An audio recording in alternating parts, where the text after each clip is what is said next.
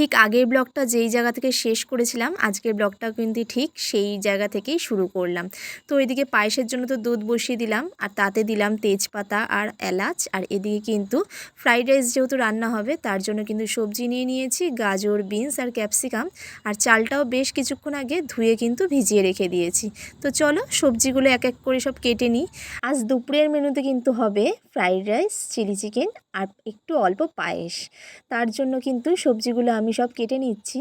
যে কোনো অকেশন পারপাসেই কিন্তু বিরিয়ানিটা আমাদের একটু বেশিই খাওয়া হয়।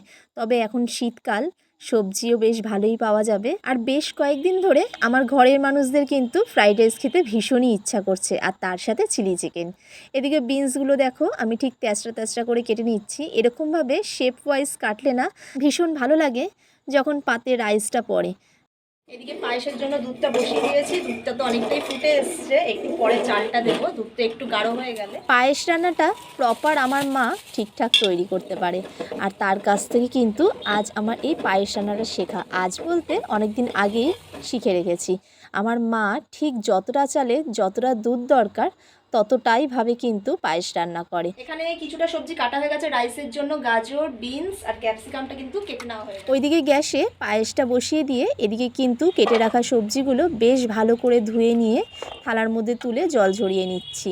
একে একে তো এরকমভাবেই আমাকে ঠিকঠাক করে রান্নাগুলো গুছিয়ে করতে হবে। তবে রাইসের জন্য কিন্তু অল্প একটু ক্যাপসিকামও কুচিয়ে নিয়েছি, সেটা হয়তো তোমাদেরকে আর দেখানো হয়নি। আর এখন চিলি চিকেনের জন্য ক্যাপসিকাম আর টমেটো কুচিয়ে নেব।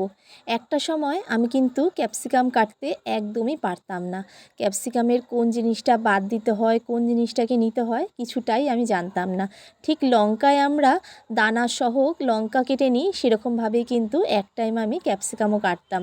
তারপর ধীরে ধীরে সংসার করতে করতে কিন্তু সব কিছুই প্রায় শিখে গেছি। এইদিকে ক্যাপসিকাম কিন্তু কাটা হয়ে গেছে। আর আজকে আছে টমেটো মাত্র দুটো। যেদিন দরকার হয় সেদিনকে দেখছি টমেটো অল্পই আছে। তো কিছু হবে না, আমার ঘরের জন্য এটাই আমার কাছে যথেষ্ট। দুটো টমেটো বেশ ভালো করে কুচিয়ে নিলাম। একে একে প্রতিটা সবজি কিন্তু আমার বেশ কাটা হয়ে গেল। এই পায়েস বসিয়ে কিন্তু অন্য কোনো কাজে সত্যি মন বসে না, মনে হয় দুধ যদি উঠলে পড়ে যায় আর কি। তো এইদিকে চালটা দেখছি বেশ দেখো অনেকটাই কিন্তু সেদ্ধ হয়ে গেছে।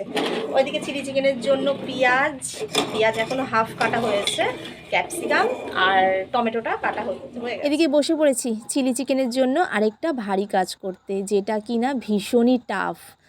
পেঁয়াজ তো কেটে নিয়েছি, তবে সেই পেঁয়াজ কিন্তু একদম কুচিয়ে নিলে চলবে না। পেঁয়াজের একটা একটা করে স্তর বার করে করে সেরকম করে কিন্তু আলাদা করে নিতে হবে। ফ্রাইড রাইস, চিলি চিকেন রান্নাটা কিন্তু খেতে ভীষণই ভালো লাগে, তবে রান্নাটা কিন্তু ভীষণই হ্যাপা। তা কী করা যাবে, বাঙালির মন আর মুখ চেয়েছে খেতে, বানাতে তো হবেই যত কষ্টই হোক না কেন, তাই না বলো? পেঁয়াজের কিন্তু এক একটা লেয়ার ছাড়ানো হয়ে গেছে, তবে এক বাটি পেঁয়াজ নেই, এতে টমেটো আর ক্যাপসিকাম রাখা রয়েছে। চলো মাংসটা এবার তোমাদের চিকেন পিস করা নেই, তবে ধুয়ে কিন্তু একদম ফ্রিজে রাখা ছিল। এবার এগুলোকে আমি পিস করি। বেশিরভাগ সময়টাই বরের এইসব কীর্তিবৃত্তি। যখনই শোনে যে বাড়িতে ফ্রাইড রাইস, চিলি চিকেন হবে, কি করে আগের দিন রাত্রিবেলা চিকেন এনে ফ্রিজে রেখে দেয়, তাতে নাকি চিকেনটা বেশ ভালো নরম হয়। তো যাই হোক, তার কথা মতন আমরাও অনেক দিন করে দেখলাম যে হ্যাঁ, সলিড পিস তো বেশ নরম হয়ে যায়। যেই সলিড পিস নাকি ঘরের কেউ পছন্দই করে না, সেই মাংস ফ্রিজে এনে রেখে দিলে কি সুন্দর তো সফট হয়ে যায়। ঠিক কিছুক্ষণ ম্যারিনেট করে রাখলে ঠিক যেরকম সফটনেস চলে আসে চিকেনের মধ্যে, ঠিক সেরকমটাই কিন্তু। তো চিকেনগুলো বেশ ছোট ছোট করে কেটে এক সাইজের করে নিলাম। আর এইদিকে রাইসের জন্য যে সবজিগুলোকে ধুয়ে তুলে রেখেছিলাম তার মধ্যে মনে করলাম অল্প একটু চিকেন কিমা করে দিলে কিন্তু মন্দ হয় না। আর এদিকে চিলি চিকেনের জন্য চিকেনটা কিন্তু বেশ ভালো করে আরেকবার ধুয়ে নিয়েছি। আর এদিকে চিলি চিকেনের সবজিটাও কিন্তু বেশ গুছিয়ে নিয়েছি।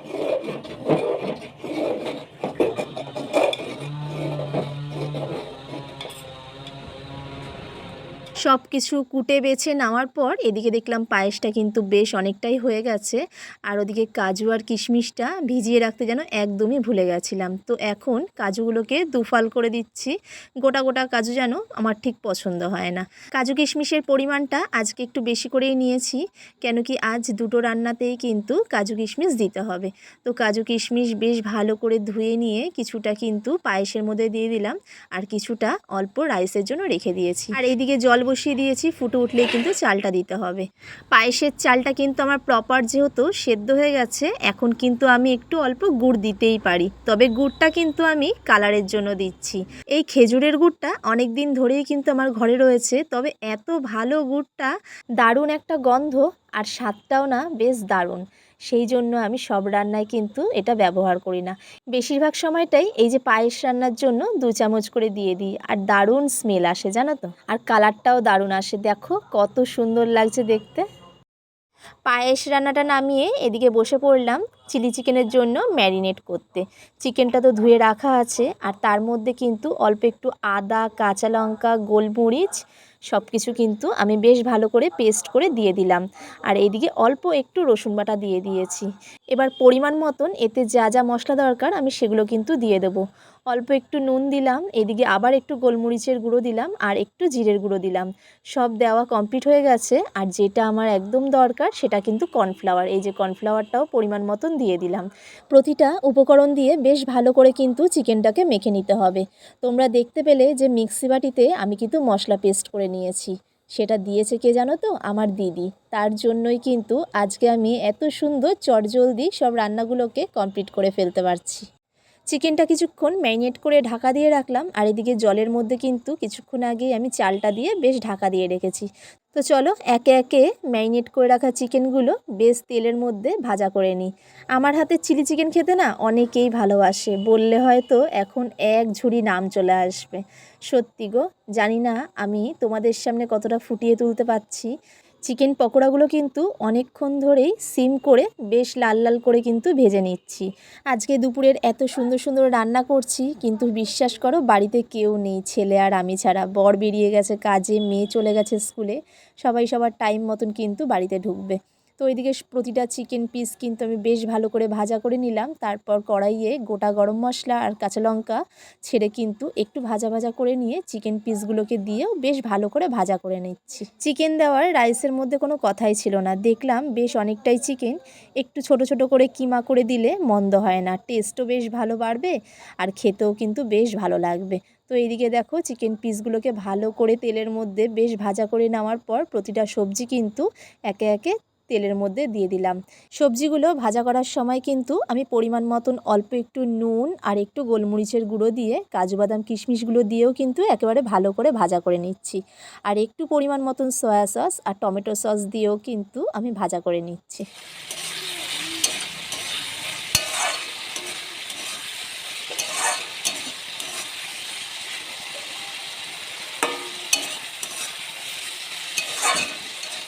এবার এই যে সবজি তো ভাজা অনেকক্ষণ ধরে প্রায় কমপ্লিট, এবার কিন্তু মিক্সড করে নেওয়ার পালা। যত ভালো করেই রান্না করি না কেন ফ্রাইড রাইস, আমার মায়ের হাতের মতন কিন্তু রাইস আমি কখনোই বানাতে পারিনি, আর আশা করি কোনোদিন হয়তো পারবো না, কি পেরে উঠবো না। আমার মা এত সুন্দর রাইস বানায়, দারুণ দারুণ রান্না করে জানো তো, সেটা বলে বোঝানো যাবে না। যে কজন মানুষ আমার মায়ের হাতের রাইস খেয়েছে তারাই জানে যে আমার মা এত সুন্দর রাইস বানাতে পারে, সত্যি। তো এদিকে দেখো একে একে কিন্তু ভাজাগুলো বেশ ভালো করে রাইসের মধ্যে দিয়ে কিন্তু মিশিয়ে নিচ্ছিলাম। আর আরেকটা জিনিস কি জানো তো, তোমাদের বলতেই ভুলে গেছিলাম, ভাজাটা করার সময় কিন্তু আমি অল্প একটু ঘি দিয়েও ভাজাটা করেছিলাম। রাইসটা তো সবজির সাথে বেশ ভালো করে মিক্সড করে ঢাকা দিয়ে রাখলাম, আর এদিকে কিন্তু চিলি চিকেনের জন্য সবজিগুলো আমি একে একে ভাজা করে নিচ্ছি। তবে এই সবজিটার মধ্যেও কিন্তু আমি পরিমাণ মতো একটু মিষ্টি, একটু নুন আর একটু গোলমরিচের গুঁড়ো দিয়ে দিয়েছি। প্রতিটা সবজি কিন্তু বেশ অনেকক্ষণ ধরে নাড়াচাড়া করে বেশ ভালো করে ভাজা করে নিয়েছি। আর এখন সসের পরিমাণগুলো একটু বেশি দিতে হবে, তাই বেশ অনেকটা পরিমাণ কিন্তু সয়া সস দেওয়ার পর টমেটো সসটা বেশ দিয়ে ভালো করে নাড়িয়ে চাড়িয়ে ভেজে রাখা চিকেনগুলো দিয়ে আমি কিন্তু বেশ ভালোভাবে নাড়িয়ে চাড়িয়ে নেব। কি দারুণ এসছে দেখো কালারটা। তবে এর মধ্যে একটা জিনিস কিন্তু আমার ঘরে ছিল না, সেটা হচ্ছে চিলি সস। তো যাই হোক, তাও আমার রান্নাটা কিন্তু একদম প্রপার ঠিকঠাক হয়েছে। তো এদিকে তোমাদের সাথে গল্প করতে করতে তো প্রতিটা রান্নাই আমার কমপ্লিট, তাও একবার দেখিয়ে দিচ্ছি। এদিকে রাইসটা কিন্তু মিক্সড করে বেশ অনেকক্ষণ ধরে ঢাকা দিয়ে রেখে দিয়েছি। আর এদিকে দেখো চিলি চিকেনটা দেখতে কেমন হয়েছে অবশ্যই কিন্তু কমেন্ট করে জানাতে ভুলো না। আর এই সাইডে ঢেকে রাখা এই যে পায়েসের হাঁড়ি, একদম ওপর দিয়ে দেখো লেয়ার পড়ে গেছে, দারুণ হয়েছিল জানো তো প্রতিটা রান্না। অনেকক্ষণ আগে খালি তোর জন্য বসেছিলাম এতক্ষণ, প্রতিদিন তো একা না, প্রতিদিন তো খাই একা একা, আজকে জন্মদিনের দিন ভালো লাগে বল একা একা খেতে।